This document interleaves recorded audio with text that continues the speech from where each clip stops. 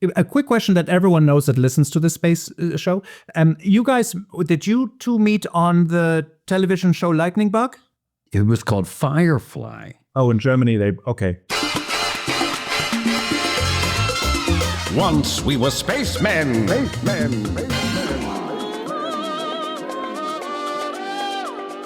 I tend to play weird people, usually aliens and robots and things that don't have romance.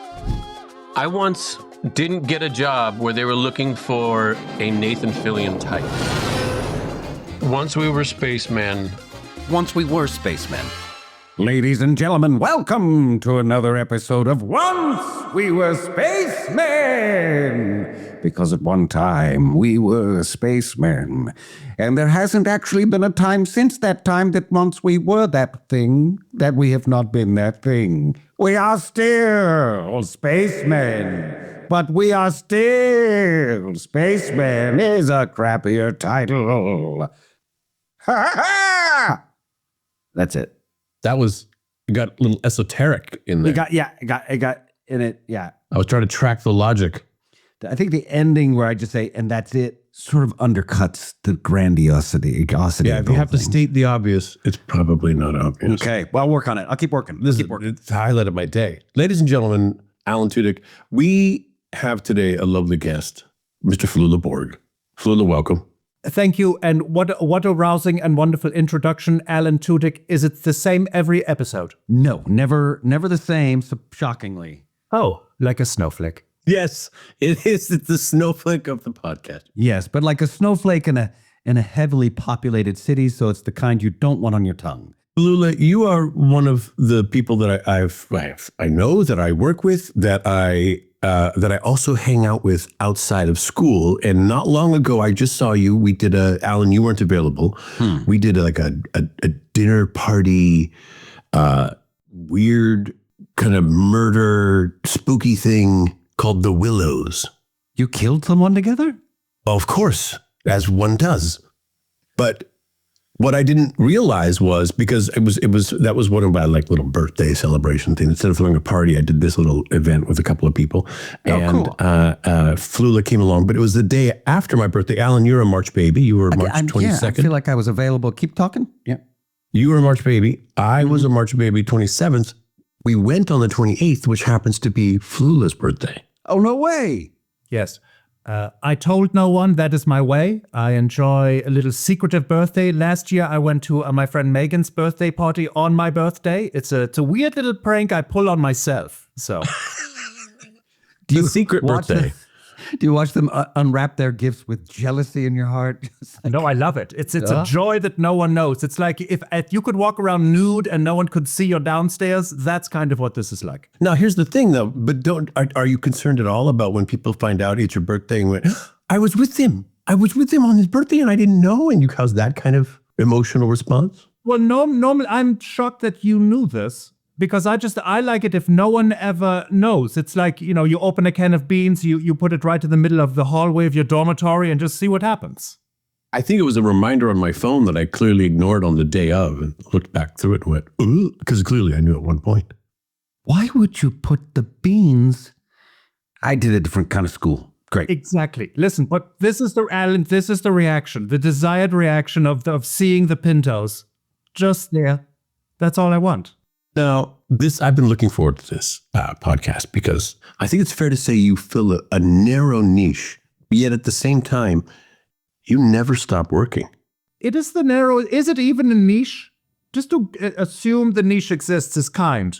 It's like when you make a puzzle and sometimes you're like missing the last piece and you go, oh no, this is more like if I made a puzzle and I was all finished and there's one more piece and I go, where would this go? I'm finished. Under the puzzle. You just slide it under and just hope no one notices the bump. I feel like it's more of a nationality. It's where you are representing a certain section of the globe. Well, yes. Alan, it's the western portion of Erlangen, which is in the southern part of Franconia, which is in northern Bavaria. And I will proudly represent everything west of the Markuskirche. So yes, you're correct. Thank God. Yeah. Somebody needed to take that place. Listen, yes, there's no elected representatives. I elected myself. And also, I should tell you, I was once voted the third sexiest North Bavarian male. So, I mean... Was that when you're doing that slap dancing with your feet and the slap, tap, tap, tap, tap? Thank you, Colt Schuhplattler. Thank you for just absolutely offending everyone. In North Bavaria. Sorry. No, it's fine. That was actually what I did in celebration. So they put me on a tour with a hype man, and then I began Schuhplattering more actively as a paid vocation. I've seen this. My wife's a choreographer, so I have watched a lot of dance, and I have watched this. And I've seen it where there's women involved. Sometimes only men, and sometimes there's women, and it's a couples dance. And the man pushes the skirt up, swats their skirt. Almost like, look here, that's her knickers. Yes, that's the, watch out, the mosquitoes have arrived. Usually what happens is the second half of the dance is also in coordination with kind of dusk, and that's when the mosquitoes come. And then so they incorporated this into the dance. Keeps the ticks off. Exactly. Because all the blood's already gone. Yes, Lyme disease is an issue, and we're trying to prevent it one dancing move at a time. So, wow, that's incredible. Flula, you were born in Germany. Erlangen? Thank you. Yes, Erlangen. Yes, Erlangen. Erlangen. Do they miss you? Well, certain sections, yes, that would be the section where my parents live. I think most people have a confusion around what it is that I'm doing, why I am here, what occurred, which also, hey, guess what? I share this confusion. As Nathan, you do too. The niche doesn't exist. Somehow I have received employment. I don't really deserve it. I'm just grateful for calories and hangouts. When you go back to your hometown, is there a statue of you in the town square? Are you received welcome? Oh, he's come back to us. What is the reaction of your home folk? You are referencing the way the city of Chicago reacts to the 1991 champion Chicago Bulls upon arriving at O'Hare. That is not what occurs when I arrive. It's literally just the water fountains spray in the same and normal direction as before, and the only statue that exists is the very small one I made out of clay in the 8th grade that now resides at my parents' living room. Do they know of Flula? You're not the hometown boy done well? I mean, you've accomplished so much. You have like a IMDb page as long as my arm. Well, I have not seen your arm recently, and I would say it's definitely longer than this IMDb page. And, I liked to sneak into a birthday party that was not my own. I like to sneak into my town, which is also not my own. I don't own much other than this t-shirt and 28 fanny packs. That's true. You do have a lot of fanny packs. Oh, yeah. You do have a lot of fanny packs. Germans, I've been taught, don't get too proud, but I am a little bit probably too proud of my fanny packs. Why wouldn't you be with a fanny like that? And I'm thinking back to your work on the Suicide Squad. Sorry, I don't want to jump all the way to there. Oh, my fanny. Well, yes, James Gunn confirmed I had no butt pads in this. Yeah, that was a big... Yes, 100% pure double F Flula fanny, yes. Now, when you decided, I'm going to be in the entertainment industry, I'm going to go entertain people, and you fled from your hometown, was there a parental reaction? What did your family and your friends think when they discovered you? Was this your first vocation? Did you bounce from something else to this? Yeah, thank you for saying I fled, which is true. I did. I was, prior to this, a techno DJ, and so I would DJ techno. And what occurred was I accidentally won a Hype Man contest sponsored by Scion. There's clips online if you want to, if this is ever a video, we can show those. But yes, so I accidentally won this, and then that was a little note to me that I wrote to myself, but wasn't a note. It was me winning this thing that maybe, Flula, you should come to Los Angeles and try to receive more jobs somehow. How can I ask, what is a Hype Man? I thought a Hype Man stood behind the guy who's doing the thing. Alan, exactly. So I also did not know what is a hype man, and this is why I won. I did not understand what was going on, and this was, like sometimes a perfect idiot is like the greatest man to cross a 10-lane highway because he doesn't know what's occurring at all, and that's what that was. 10-lane, and so, okay. And so you came west. Yes, I flow in that direction, yes. I could have gone the other way, just would have been significantly longer, and I would have touched down in Taipei. The door to opportunity creaked open by accident. You saw some light and you said, I'm going to just go for that. There was a sliver of an opportunity and you grabbed it and changed everything. Is that what I'm gleaning? I did not see the banana peel. I fell on it, slipped through the open door, and then someone dumped yogurt into my mouth as I was unconscious, and that yogurt was employment in Los Angeles. So when someone says, "Oh my gosh, like I want to do what you do. What advice do you have to give me?" What could you possibly tell them? That path was so accidental. I think they are all accidental. Then if you want to do what I did, then begin as a Schuhplattler, as an 8-year-old person, then befriend the man who DJs the polka music, who teaches you how to then make techno music in a real way, and then enter the Scion Hype Man contest in 2008 and accidentally win it. It's a piece of cake when you say it like that. It's Yeah, time travel is involved, other items. But yes, pretty straightforward, as they say. Do you still DJ? Do you still hype a DJ or whatever it is? Yeah. Hype DJ. No, so I sometimes hype man. So after I won this, I became a host of like a hip hop contests and also battles of the bands, as everyone does. But I think we all DJ, Alan. Do you not just wake up sometimes and say, "Hey, I would like to hear some brown noise at 500 megahertz for the next 8 hours in my ears," and you hit play? I've been really focusing on green noise lately. Brown noise. I need to get into that. I'm just now getting into techno, I have to say. I feel like I've missed.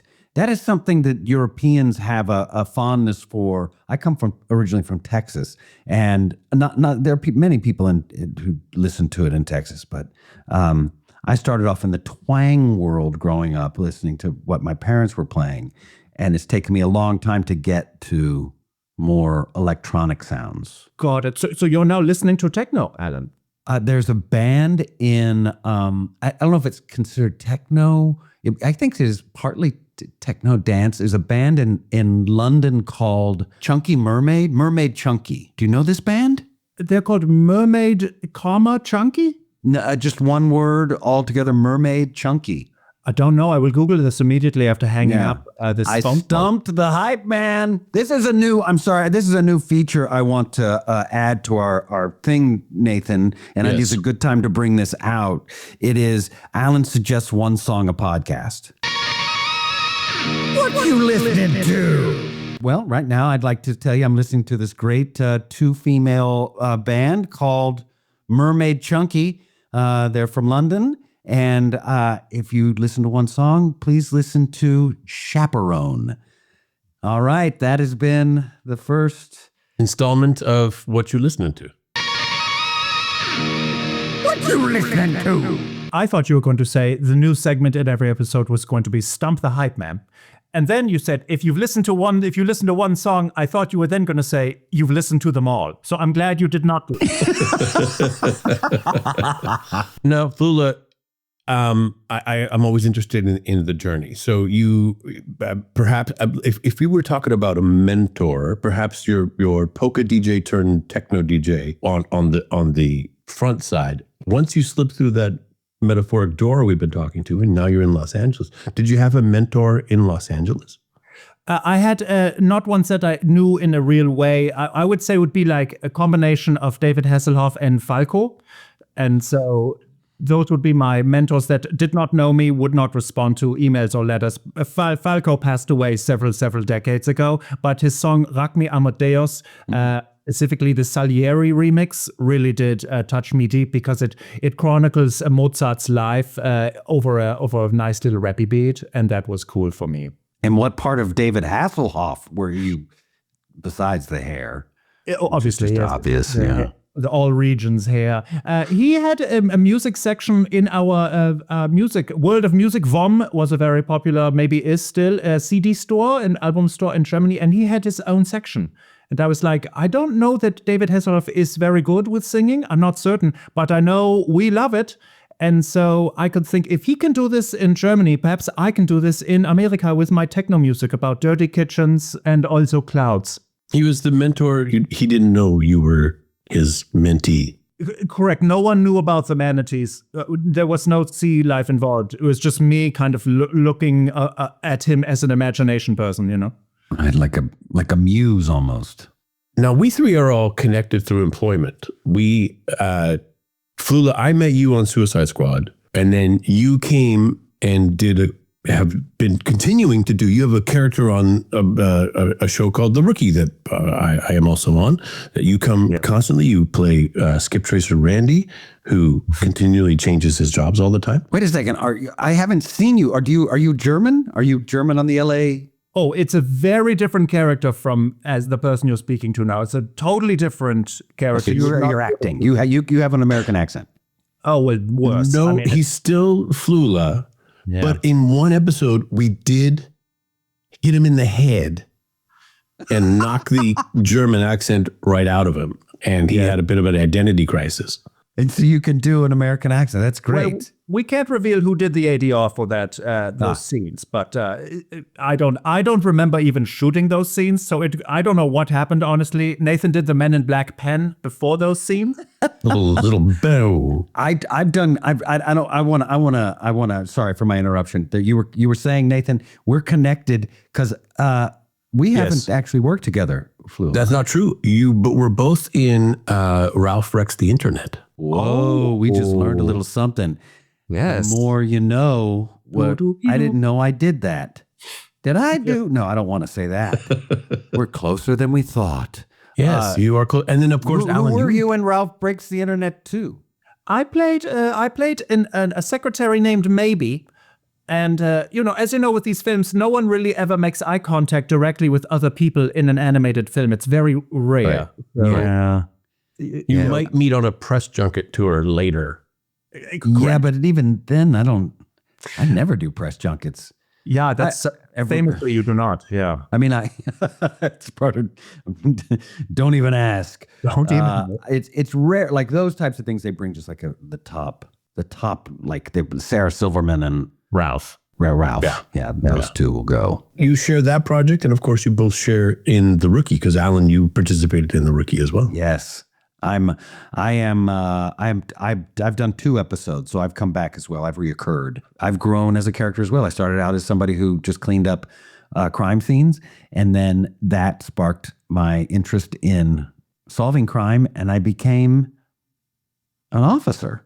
Oh, I think. Yeah. Did you? Well, you certainly started training because you were like, I want to be prepared for danger, and then you actually kind of participated in a big old fight. whoa. And I stole a cake. Shirtless Stole scene? a cake. Oh, Yeah, and we knocked out one of your teeth. I have to watch this immediately. Do you have? Because we were talking about your journey from Germany. Do you have siblings? 0 siblings that I'm aware of. No, which explains many of the things that I do. I was lots of self-entertainment, lots of in a literal closet, making literal beats, but thinking metaphorical thoughts. Yeah, So you were beating off in a closet. correct. Yes, I would beat off in the closet a lot. Sometimes people could hear it, sometimes people could not. It's just based on the volume and violence of the beating. Do you have any family traditions that might surprise me? Yeah, well, several probably. I don't. I would not presume to know your level of surprisability, Nathan. Right, But after our tour of the haunted mansions and the houses, I think you are pretty high. So yes, there was one where it's a holiday that is called Frasierween. And Frasierween is like Halloween, except everyone dresses up as a character or an animate object from the television show Frasier. Frasier, that's what I was going to guess. Yes, and so the only rule about Frasierween is it never occurs on an actual holiday time, but it also does not have a fixed date. And also, no matter what, someone has to come as Frasier. So you Just can be, one. Yes, only. Oh, come on, now, Alan. Yes, one. There can be only one. It's not right. Frasierween. It's Frasierween. This one. Right. Yeah. So, for example, I once was the Space Needle, dressed up as a Space Needle. You're right. Well done. And then I also, you can see what I do. I don't like to play the real characters. I played a tossed salad. Who tossed it? It was, I bought some greens and then hung those from my head like Poison Ivy, film, movie, Batman, whatever. And then I had 2 spatulas and I was kind of, blah, blah, blah, blah, blah, blah, you know. Was it like a salad. Nigel had tossed it, or was it? Which it would have to be one of the character? characters from Frasier. Oh, sorry. So, Alan, in the song, Frasier song, there is something about tossed salad and scrambled eggs. eggs. Oh, yeah. Yes. He was in the theme. Oh, you were that's amazing. Yes. So I have to say that Frasierween, while it's from my family as well, two of my very close friends also celebrated Frasierween separately from me, and we have united via the internet. Mamrie Hott and Scotty Landis, we now celebrate it as a family for us. Oh, that's great. That's bringing people together. Now, have the two of you ever met in person? We've met one time. It was only one time, and that was at your very nice intimate screening of Superman.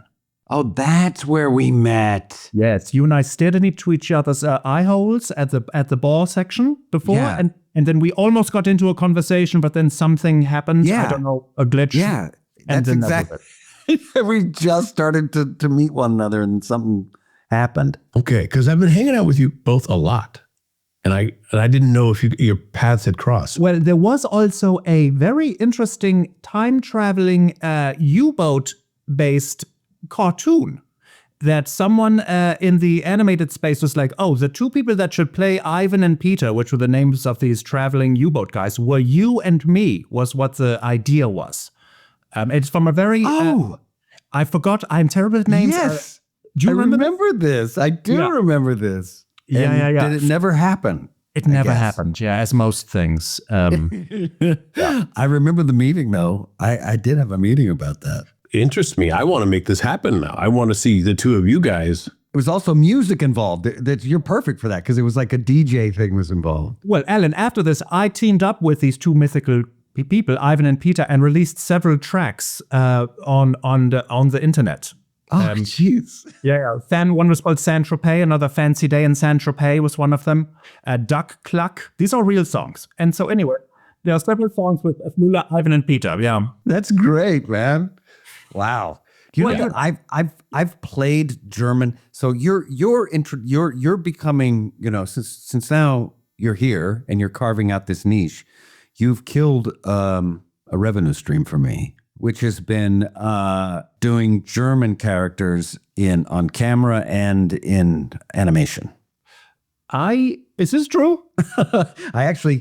Right now I record 2 German characters, so I guess I'm still getting revenue from them.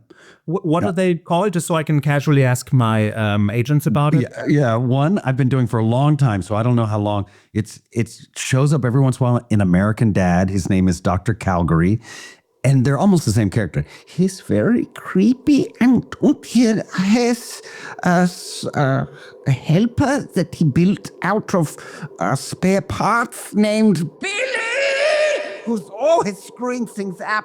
Then I'm a character. I can never remember the name of it. It's on Hulu. We're in our 3rd season.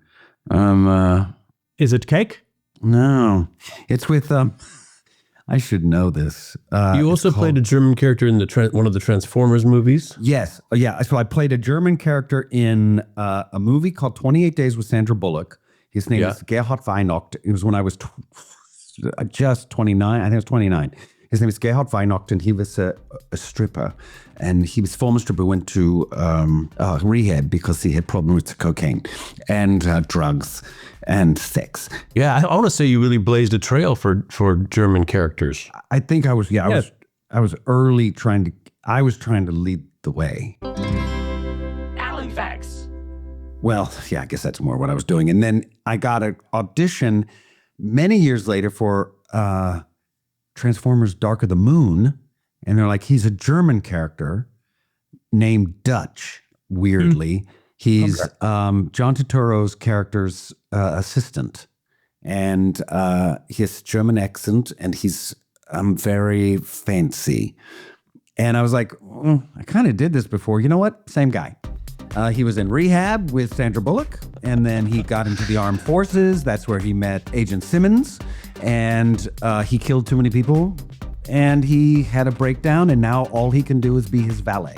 And it worked out. There was a big scene where I pulled guns on a bunch of people in a Russian crime den, and I just dropped the guns and said, "I'm sorry, that's the old me." And I started crying. That wasn't in the script. And who's the director of the big Transformers movies? What's his name?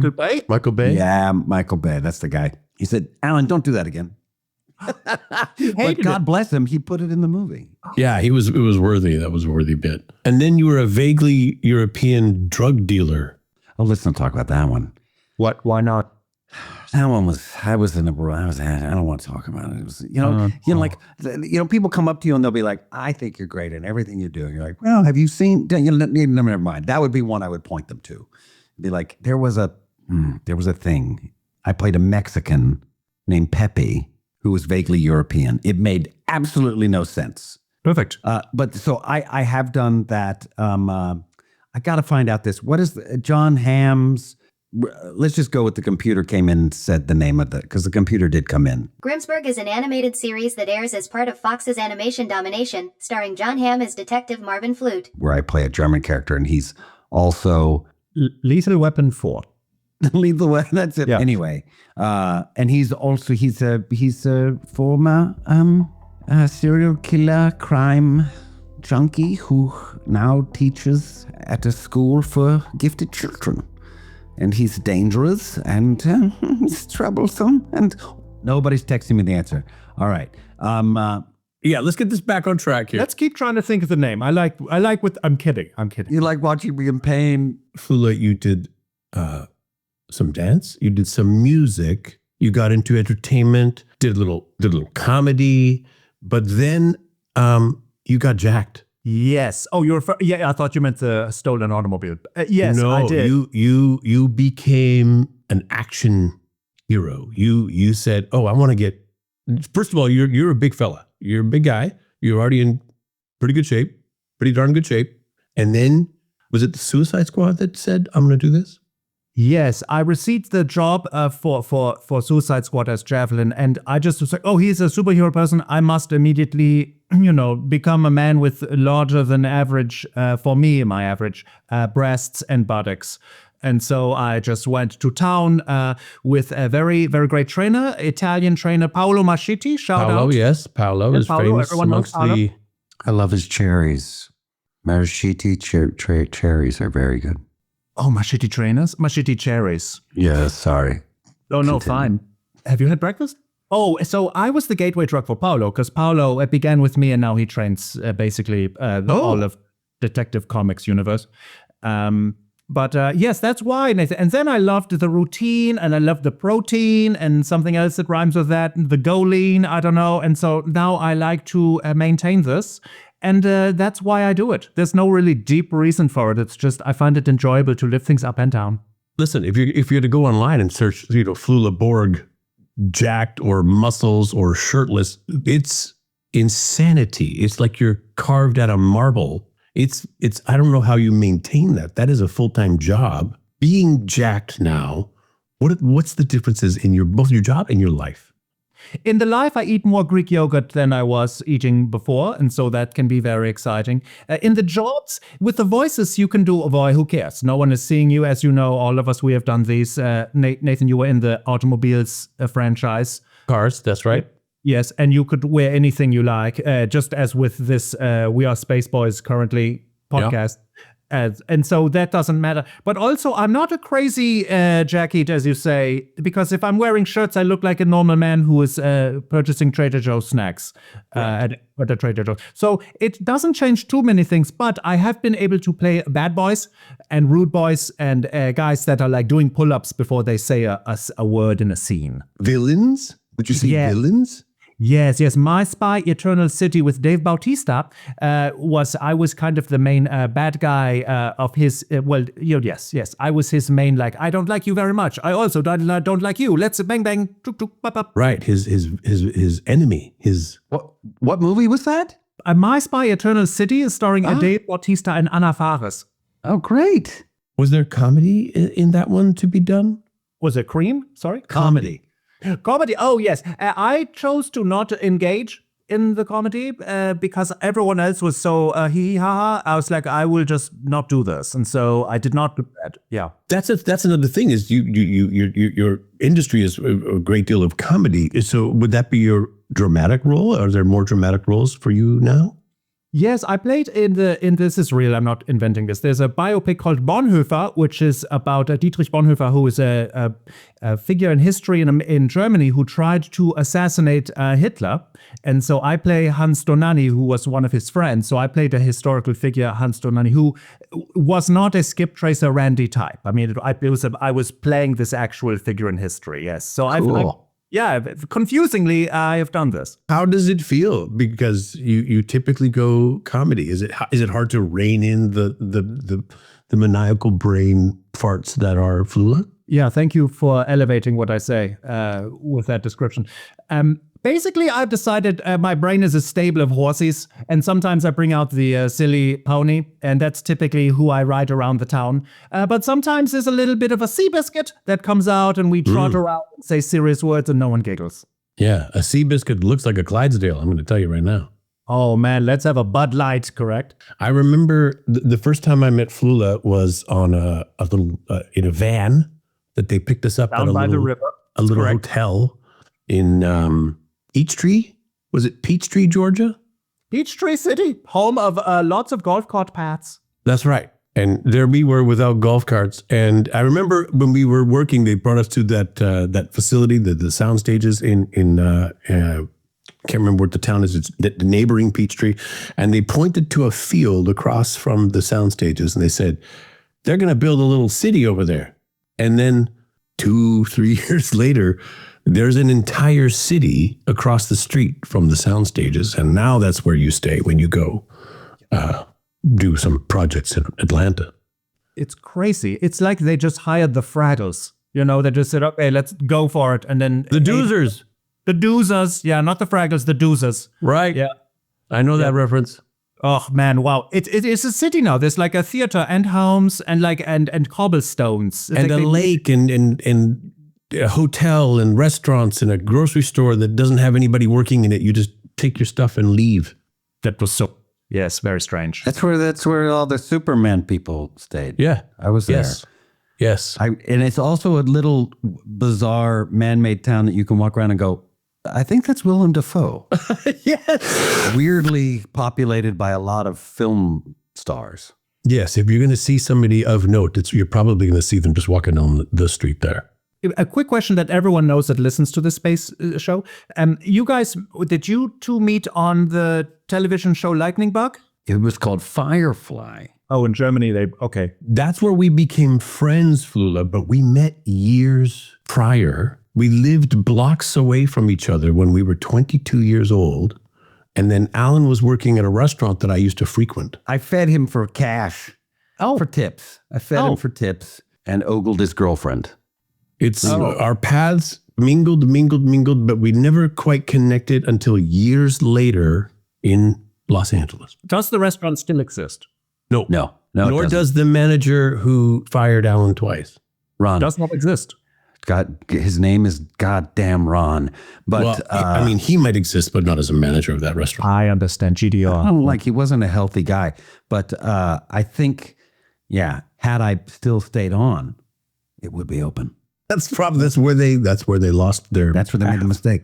They messed up. Sorry, I just needed to know this little titty bit of infios. That's okay. I loved your work in Suicide Squad, and working out that much makes sense why you need so many fanny packs, like you mentioned before, because there was a lot of butt shots of you in a very skin-tight thing, a uniform. You were both ridiculous people in that movie. If you haven't seen this movie, check it out. It's really good. It's the Suicide Squad that's good. Respect. Okay, and if you, I said what's crazy is Flula got into incredible shape for this role, and then they covered him head to toe, so you couldn't see, except for what was probably the shape underneath the costume. You couldn't see all his work. However, he channeled all that energy into his hair, which you could see. That's true. And, it was a blonde wig, wasn't it? It was someone's real hair. It was a real hair wig? Oh my goodness, that's high quality. Yeah. But it flowed in the wind, and Flula embraced it. He couldn't wait to get that thing on every day. Well, that's very true. I tried to, well, I did successfully twice, leave set whilst wearing it, just so I could walk around TJ Maxx and kind of show off a little bit. I also remember those costumes being very intricate, and then they dumped us in what was like a fake ocean on a fake beach, and there was like little waves popping up, and we just kind of, for an entire night, we just kind of crawled out of the ocean real slow. It was heated, it was beautiful, it was really wonderful to be in there. It was really nice, it was a very relaxing evening. But did you pee in? Not in those costumes. Come on, you got to keep wearing that thing. Respect. I just was there, I was there. No, that's fair. But it did take a team of people to get it off of you, to have to pee, and then put it back on you. So there's no real fly. They don't really attend to that kind of, they just say, no, cover it all up. Anyway, coming out of the ocean over and over and over again, the glue starts to come off the little bits and pieces start falling. I remember like an army of ants would crawl up all over Flula, and there'd be people up all over top of him, gluing back the corners to his costume every take. They'd be in there with glue and pieces and pinching and God. It was like the Smurfs had captured Gargamel, and they're just now cleaning him up. Yes. It was the first time that outfit had been exposed to any sort of elements, and so it immediately disintegrated. It was very fun. Yeah, it was fighting the ocean on the outside and Flula the glutes on the inside. Neither can be contained. No, one's salty. Won't say which. Okay, Flula, we're going to do a lightning round here. Are you ready? Oh, okay, yeah, eine Blitzrunde. Great. Yeah. What did you call it? The Blitzrunde. I thought you called him a bitch boy. No. That's not what you said. I'm sorry. Folding or ironing? For what? What is your preference? Would you rather be folding or would you rather be ironing? This lightning round is going very slowly. I'm sorry to ask you, but what are we folding and or iron? Is it probably clothing? Is it a burrito? It's what? Clothing. Clothing. Zero of the above. Hang dry that baby. I like it. Okay, roller coaster or carousel? To look at? To ride, yeah. To be on it and ride it, yeah. Are there loopies on the roller coaster? Absolutely. And the carousel is a standard 360 degree in all the way around, up and down. 8 seconds, you're just in the same spot you just were. That's right. Basically like a dead end job. Watching the world go by, yes. Yes, roller coaster, yes. Lightning. Sharks or bears? I'm sorry, who? Sharks or bears? In franchises? Lightning. Then you gotta go NATO all the way, baby. Cats or dogs? To do what with? Go on a trip? Make friends. To use as an element to make friends with others, or for me to befriend personally with either of the animals?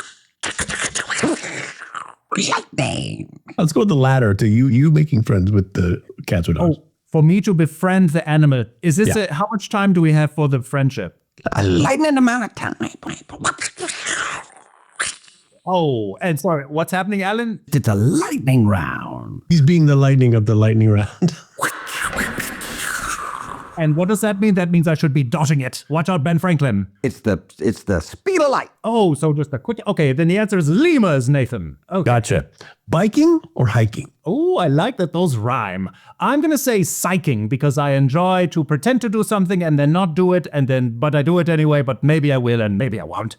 Flip-flops or Birkenstocks? What's more fun to say, Nathan? Birkenstock. What? Flip-flop. Alan. Yes, Birkenflop, Flippenstock. Lions or tigers? Oh my, Nathan. What do you mean in terms of what? Going on a date with? Perhaps having a little bit of a lunch snack.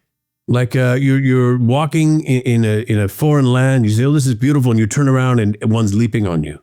What's he wearing? I'm saying, let's go black tie. Just a black tie, that's it? Well, black tie attire, so formal wear. Oh, lion, obviously. Okay. Chicken or beef? What are we doing with it? Eating it? Just straight up? I mean, it's the main course of a lovely meal. And Sir, then, would you like that with chicken or with beef? is this a Portland, Maine or Rangeley, Maine? Where are we going, Nathan? It's free range. Oh, then I would just do, I would say, sorry, chicken, sorry, beef, I'm on a roll. And I would just eat a little bit of tuna. Well, okay. All right. Lightning or snowstorm? Okay, well, Yeah, Alan? Alan answered that one for us. Thank you. Fantastic. What was my last? Oh, winter or summer? And what again? So this is like Your of preference. the lyric. Oh, in the song "You Got a Friend" by James Taylor. Sure. Let's do that. Oh, and this is which one I would prefer to hear him sing.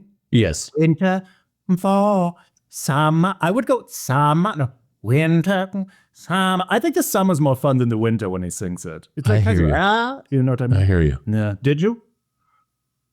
That was a lightning round. Next up, Stump the Hype Man. That was an uphill lightning round. I'm going to tell you that right now. Well, listen, I'm glad to have participated. Flula, you have an incredible online presence. One of my favorite things that you have done online that make me Inappropriately. laugh a lot Yes. is when you are working out with your lovely trainer, Paolo, that we've mentioned before. He has a cleaning lady Yes. who is clearly a very good sport.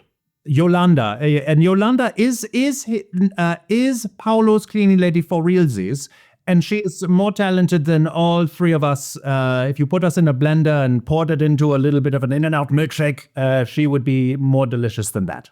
I want to be a fly on the wall for the first time you guys came up with a little sketch idea and said, hey, Yolanda, would you do this for us? And she pulls it off every time. She crushes it. She is the Robert De Niro of Nicaraguan origined cleaning lady actress. Yes, this was what happened. Paolo had this idea. Paolo, a closet to director. Really? Yep. That was his idea. Yes. For those of us who haven't had a chance to see this yet, although I'm sure we're all going to go watch this immediately after this podcast, give us an example of one of the things that she does. Well, the first one was me. There's a little exercise called ropes, which is just you're like going like this with rope. Yeah, it's Right, like- right, Don't right. know. I don't know if it does anything, but it looks kind of cool. And so in this video, I am doing the ropes, and in the background, Yolanda is cleaning, and then in a split seconds, we have reversed roles, and she is doing the ropes, and I am mopping the floors. It's like that, real quick. Oh, yeah. It's like lightning, but Correct. not quite. Yeah. yes, a little slower, yeah. There's a series of little sketches that you guys have done that are extremely entertaining, where there's an attractive woman in the gym with you, and like the two of you are eyeing each other, and then you walk over and you walk right past her to Yolanda, who has had your eye the whole time, and the young lady was mistaken, and like different little sketches like this, and then it all built up to what looked like a phenomenal magazine photo shoot with Yolanda. Correct. Where you are like the man toy of a rich, fancy lady. Like there was a, And she did it? oh my God, Yes. Alan with enthusiasm and a plume. Like I want to meet this lady and just kind of great. understand her a little bit, Oh, because she's like, hey, all right, sounds funny. she's the best. She is down to clown, as they say. Yeah, she's very amazing, and that is true. And by the way, the lady that you reference in this skit is fellow DC member Gabby DeFaria. That's right, Gabby, who plays the engineer. Like, Oh, so you're right. everybody's kind of down to clown in these incredible shorts that you guys produce. It's fantastic. Thank you, very fun. I really much credit to Paolo and Yolanda. I'm just showing up. It's whoever said that, Thomas Edison. Let's just go there, and then it happens. Yeah. Yeah, I mean, I'm extremely impressed with Yolanda, and now knowing that was all Paolo's ideas, now I'm equally impressed with Paolo. Yeah. He's an enigma, but a lovely Italian one. Yeah, you've had some wonderful YouTube bits. The doing DJ mixes in a rowboat on a lake, sampling stuff, trying to explain to fellow boaters that you're not screaming for help. I was merely singing the song "Radioactive" by Imagination Dragons, and they freaked out a little bit. Another boat. Are you all right?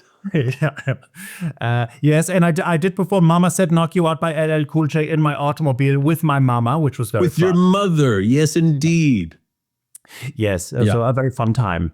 Shout out, It is, mama. for those of you who have not seen, please do a deep dive on Flula's internet presence. There's a lot of creativity going on there. So much confusion. There must be a supercut somewhere of all your... In my mother's brain, perhaps. Yeah. one of my favorite things to see about you. And then, of course, I'll say my second favorite is when you come by and do your script tracer Randy for The Rookie. Tell me, has that changed your perspective or reaction at all? Have you noticed the Rookie audience? They've always been very kind to me. They are wonderful. They are the greatest audience. And as you know, this show is very popular to a point that is so confusing that when I am in Germany, I get recognized as Skip Tracer Randy more than anything that I do. Is that right? Yes.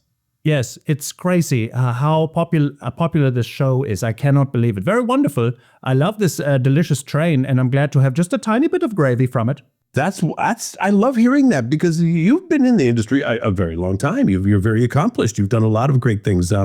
You've worked with my lovely friend Elizabeth Banks. You did the Pitch Perfect stuff. You've done a number of animated movies. Trolls. You were in the second Trolls movie, the World Tour movie. This is your encyclopedic knowledge of my IMDb, Nathan, is very impressive. Yes, this is also an accurate statement. There are some times when I'm watching something and I'll say, "Who is that?" And I'll think, "Oh my God, it's Flula." Yeah, and it is said with that level of disdain. Yes, who is that doing this? yeah, every time. What are they trying to get away with? Yeah, exactly. Yeah. That makes me really happy that you were, I'm assuming, pleasantly surprised when you got those reactions from Rookie stuff. Oh, it's wonderful. Listen, you birthed this character for me, so I'm very grateful. And I get to do all kinds of silly goose type of things with professionals, where I am not a professional, as we all know. And so just to be involved in things that don't involve me, what I would normally do at home, which is just cover my entire body in, Worcestershire sauce. It's fun to do things like The Rookie. Spicy. Tell me, you've had a very varied career. Is there anything you would love to do over for any reason, be it to correct a mistake or to just relive a great experience? Is there any part of your career that you would like a do-over? Zero do-overs, but I would like to be the lead in a rom-com. I would like to be the lead villain in a horror movie. I would like to do a musical. I also need to do a stand-up special. And I also need to reprise the Die Hard prequel, which doesn't exist, where I play Hans Gruber. And the film is simply called Gruber. Oh, that's great. There's a lot of things there that I would pay money to see. Great. I will send you any amount you like. The prequel to Die Hard. What makes Hans Gruber Hans Gruber? Yeah, how did Gruber? Yeah. Wow. That's great. I would pay money to see that. Well, question for you guys. Is there a do-over? Is there a redo in your guys' careers? Like, I would like this mulligan returned. Alan? Not a mulligan, but I'd like to do more Firefly. Hey. Well, we just might, my friend. We just might. I know, we're working on that, or Nathan's working on it. Somebody's working on it. It's being worked on. Conversations are happening, damn it. We had a big announcement, Flula, that it went over really well. Oh, I know. Is this embargoed? We can speak? Yeah, we can talk about it now. Yes, it's the animated version. Yeah. The animated. Yes. Yes. With a feature or a series? A series is what we're aiming for, yeah. Nappadocious. So lots of room in there for lots of characters. I'm just saying, you might get a, ring on your telephone. I might answer those texts. The Niska's ne'er-do-well nephew. I have to go buy a house. Congratulations. You go ahead. I'll wrap. Are we doing know something about you, or am I okay? Let's do. You're right, Alan. Let's just very quickly. Let's do a. Let's get to know you better.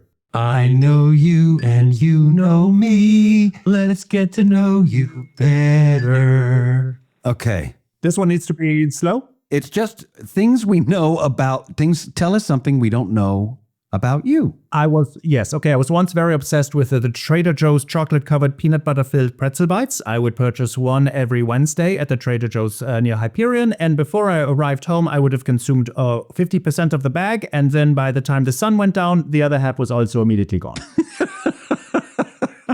Are you an addict to those confectionery delights? I was. Prior to that, it was the Vanilla JoJo's, which are also from Trader Joe's, of course. Spoiler, there are 42 cookies. I would place them in the refrigerator overnight. In the morning, I would eat all of them before 10:30 a.m. I've seen the lunch you pack, Flula, when you go to work. I've seen the healthy salmons and broccolis, and it doesn't look like chocolate covered peanut butter bites would fit into your diet. Listen, Nathan, there's a Jekyll and Hyde. Jekyll loves salmon. Hyde loves those cookies. I did That's not something know. I did I not did know not that. know. I don't know. We didn't know that about Alan, you. what's your we didn't know this about you. Okay, this is, I have to I don't party that much. I don't drink too much. Okay. And if ever I'm in a position, if I'm down, I think that's probably the worst time for a person to actually drink.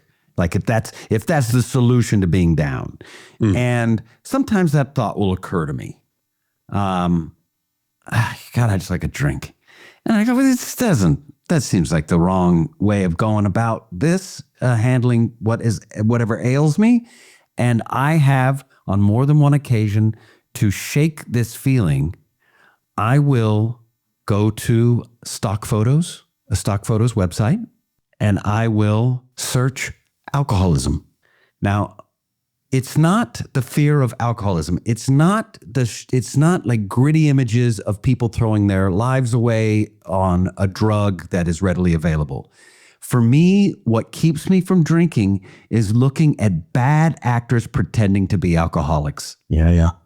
Bad lighting, bad situations where they're like just some guy with his hands on his hips with his head cocked like, no, looking at a glass of poured wine. That will make anyone be like, God, I don't want to be any, it's so bad. I recommend people look through these. They're terrible. People like looking at their phone and it's just terrible. And there's a bottle like on its side near them and they're looking up like, oh, why did I do that? They're the worst. It's the bad acting. How did you come to this practice? I saw some initially. They made me feel terrible because of the bad act. They made me laugh first because they were ridiculous. But it's sad. It became sad. And I apologize if you're a stock photo actor. I don't mean to tell you you're not good at this, but it's I don't know who's coming up with these ideas. They were compensated. They were compensated, and they're terrible ideas of what is alcoholism. Like a kid who's supposed to be crying who isn't crying, but looking like they are sad, and just a guy sitting on a couch. Alcoholism. In this scenario, is the kid the alcoholic or the? I don't know. Gotcha. I don't know. Maybe he's waiting for the alcoholic to come home. There's so much. It's bad production value, bad lighting, bad ideas, inaction. And that's enough to turn you off of the idea of drinking when you're down. Yeah, I don't want to be any part of that. Whatever it takes. Whatever Strong. it takes, man. I love get it. that. Okay, I'm gonna. Mine is. You have to go, Alan. I'll share it with Flula. I do. Go ahead. I have Go. to Go. I hate this. I'm gonna. We love you. It was really nice to get to know you, Flula. Likewise, Alan. God Have a bless wonderful you. time.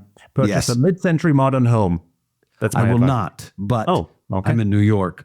No, They don't yeah. have them. No. Yeah. Bye. All right. We'll finish this off with. Yes.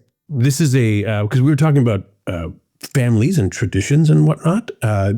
It's Easter right now, Flula. Correct. This is the Easter. Happy Easter. This is the Easter time of year. Everybody loves a comeback story. I think this was Jesus's. Yeah, this is the Rocky story. This is the most Right. Easter time of the year. Yeah.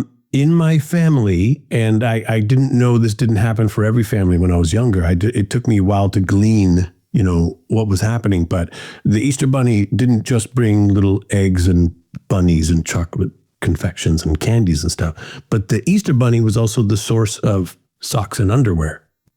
I can tell by your face that wasn't what you were expecting. No. So this is how you received your underoos? That's right. For a long time as a child growing up, that's where socks and underwear came from, was the Easter bunny. So we would be doing the Easter egg hunt around the house or yard or whatever it might be, weather dependent. And you'd find, oh, there's a chocolate egg. Oh, there's a little chocolate bunny. I'll probably eat the ears first. And then, a pack of tidy whities and a pack of brown socks. Why do I want brown socks? A pack of white socks. I'll probably use those more. But they were hidden around the house along with the candies. There were other siblings, correct? I have one brother, Jeff. I think you've met Jeff. I have met Jeff. were these labeled, or is like, if he found all the socks, you're barefoot until next time Jesus makes a comeback? Typically, there were 2 sets of whatever we were looking for. I think we were pretty much generally the same size for quite some time. So we were all both smalls or both mediums or what have you. But that's, if you found 2 sets of white socks, one was probably for your brother. Oh, and you agreed with another enough to then share the socks if you found Yeah, we weren't like looking to really stockpile the underwear at any point. We were like, oh, that'll do.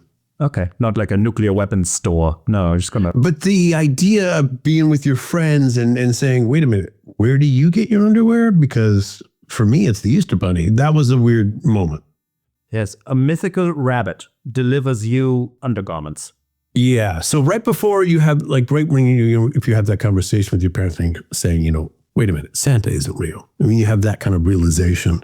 I had that conversation with, hang on a second, the Easter Bunny does what now? What I love is the depiction of the rabbit. He's not wearing not wearing undergarments. Typically pantsless, the Easter Bunny, yes. Al fresco, as they say. Yes, no carbonara to be seen, yes. So that's a family tradition you probably didn't know about me. No, I did not know that. I want to adopt it and spread it. There you go. It's all yours. I have another question for you. Yes. What is your most dramatic role to date? Do you have an attraction to drama? I mean, you do a lot of comedy. You're very, very good at it. Well, thank you. I find that comedic actors can do drama very well. And sometimes dramatic actors can't do comedy so good. It's a different animal. But if you can do comedy, you can do drama. One I mentioned to you, the Bonhoeffer, a World War II biopic? I don't know what that's called. That was probably, bless you, the most dramatic. And then being a rude boy fighting Dave Bautista in My Spy is also one where it's more dramatic. But Nathan, you must know, it's fun to play, bad guys, and it's nice to make a little giggle and make other people giggle, but sometimes you don't want to giggle. You want a little bit, what's happening? That's not how I sound when I'm on my self-tapes. I do actually, you know what I mean? I don't say, what's happening? That's not. No, but it's in your... Does it scratch an itch for you to do drama? Do you enjoy the drama part? Do you... Very much. I like it because it's a nice little switching of the gears. It's nice to, ride around the 10 highway in 4th gear, but sometimes you just want to go into 3rd and make that motor very loud. Yes. Nathan, you straddle both of them. You kind of go all over the Mappy poo. Do you have a preference? I think I've found a lot of joy in being the straight man who gets to play a lot of comedy if you do it right. Leslie Nielsen. Yeah, if you, you know what? I've made a career out of getting kicked in the nuts, metaphorically. People, I think, like to see suffering, and the straight man typically has to deal with the crazy one, the weird guy. You and I have this dynamic on The Rookie constantly. I am the straight man to your Flula. Listen, it doesn't work if you're not there. Then I'm just an insane man that everyone doesn't enjoy. But if we get to watch whatever they are doing, that's very great. It doesn't work. It's like there's a setup and there's no punchline if you're not there. I represent everyone in the situation that Randy subjects people to. Correct. And it doesn't work unless you are truly whatever it is you are feeling in that moment. Suffering through your... And I'll tell you this, Flula, this is something you do very well. No 2 takes are ever the same. And you do a little thing that I like to do as well, which is once the scene is over, it's gloves off. The scene's over, gloves are off. You always throw in a little something different at the end that always makes it to the air. Does it make it? Oh, it does. Okay. Something you do always makes it to the air. It's fun. Don't you? I like that. I mean, of course, and then it's nice because the director's not PO'd or TO'd because you've just tried it after you did what you were supposed to do. It's like you did deliver that very accurate bowl of right. Cheerios, but then, yes. Yeah, exactly. If they don't want it, they can cut it off because the scene's over. Right. You've told the story. You've done everything that's required of you. But then you throw in a little flavor. Yep. And I think the moniker of accuracy, how accurate were you in how useful is this piece, this flavor that you put in, is does it make it to air or not? And I think you are working at probably a 90 to 95% success rate. Wow. That's too high. I will endeavor to lower that. That seems egregious, and I apologize. Are you having fun doing the rookie? Because Oh, what? Yes. Yes, you guys are writing for my silly goose brain. yeah, I mean, it's very wonderful. Your writers are amazing. Your directors obviously know the show, and Yeah. you guys are all such seasoned professionals that you can handle anything, including a little bit of a chaos agent, which is me and others. Alexi loves introducing chaos. You are a wonderful agent of chaos. Also, you're a treat. You are a favorite of the cast and crew. People get very excited to have you around. The Flula days are always fun days. Everybody's so thrilled to see you all the time. Listen, likewise, very confusing, but I really enjoy it, and it is, of course, as mutual as it can get. Is there anything, Flula, that you would love to cover that we have not covered whilst you were here? Oh, and in this delicious podcast? Nothing. I've very much enjoyed your lovely background. I've enjoyed meeting Alan in a more intimate way than I had previously. And I'm very excited for you guys to continue this episode series into the thousands of episodes. I'll leave you with this, Flula. When was the last time you cried? Oh, that was, I would say, 9 days ago, as I was watching Shawshank Redemption, and then I watched Good Will Hunting. Shawshank Redemption is one of my all-time favorite movies. I will stop everything I'm doing when it's on. Yep, same. Yeah, that is one of the best. When I first heard of the film, I didn't know 2 of the 3 words. I didn't understand what they meant in the title. So I was very confused. I did not know what I was going to watch. And then it was just one of the most lovely films of all time. The Shawshank and the Redemption part were tough. Yeah, I didn't know what those 2 things meant. It's very confusing. Yeah. No, yes, those are mine. What about you? Last time tears exited your eye holes. About the same amount of time ago, I was watching a video about a dog adoption video where they release dogs into a crowd of people and the dog picks the owner. Wonderful. A supercut of that, I got extremely emotional watching these people getting picked by dogs. Yes, dog things really do it for me as well. Reuniting of pooches, very tough. Same thing, right? I'm going to throw this one at you. This is something I'd like to ask. Okay, I got a couple more questions for you. Before I am not wrapping this up yet. Okay. Here we go. Yeah. Have you ever seen a ghost? No. As a child, I was like, oh, I think that's a ghost. Really, that was me very afraid of a sound that was not a ghost. It was science. Now, if you're asking, are they real? I have not seen one and I have not heard one, so I cannot confirm it for you. Other people will tell me they are real, but other people have told me other things are real that are not real. So, what about UFOs? No, I've Never seen anything like that? No. Have you seen either or both of these things? Ghost, no. UFO, I saw something strange one time. I couldn't tell you what it was. Oh well, it's happened twice, but once I Googled it and it was those Elon Musk satellites. So it's like, okay, Right. those are just satellites. Right, And then one yeah. time it was just a very giant plane. So that's just a big, quiet plane. Weird, but a plane. Yeah. Okay. Yeah. All right. And then the final question. When did you know that you made it?